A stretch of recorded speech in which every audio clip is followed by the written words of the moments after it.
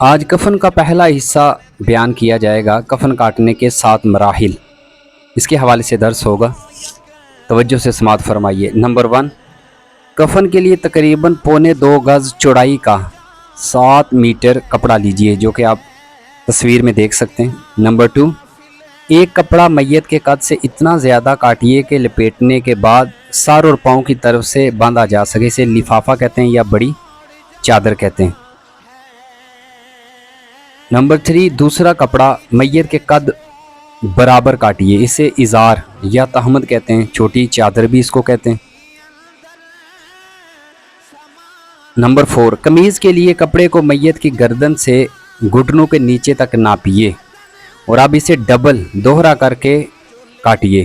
قمیض کے لیے کپڑے کو میت کی گردن سے گھٹنوں کے نیچے تک ناپیے اور اب اسے ڈبل دوہرا کر کے کاٹیے تاکہ آگے اور پیچھے کی جانب لمبائی لینتھ ایک ہو اور چوڑائی وڈتھ دونوں کندھوں کے برابر رکھیے۔ اس میں چاک اور آستینیں نہیں ہوتی۔ نمبر 5، مرد کی قمیض کفنی میں گلا بنانے کے لیے، جو مرد کی ہے کفنی، مرد کی قمیض میں گلا بنانے کے لیے درمیان سے کندھوں کی جانب،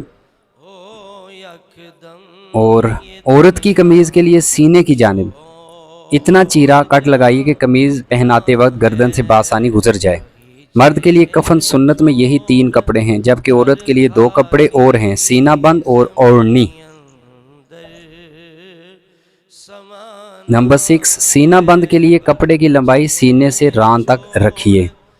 نمبر 7، اوڑھنی کے لیے کپڑا لمبائی لینتھ میں اتنا کاٹیے کہ آدھی پشت یعنی کمر کے نیچے سے بچھا کر سر سے لاتے ہوئے چہرہ ڈھانپ کر سینے تک آ جائے اور چوڑائی وتھ ایک کان کی لو سے دوسرے کان کی لو تک ہو۔ یہ عموماً 1.5 گز ہوتی ہے، اسے قمیض کی چوڑائی سے بچنے والے کپڑے سے بنایا جا سکتا ہے۔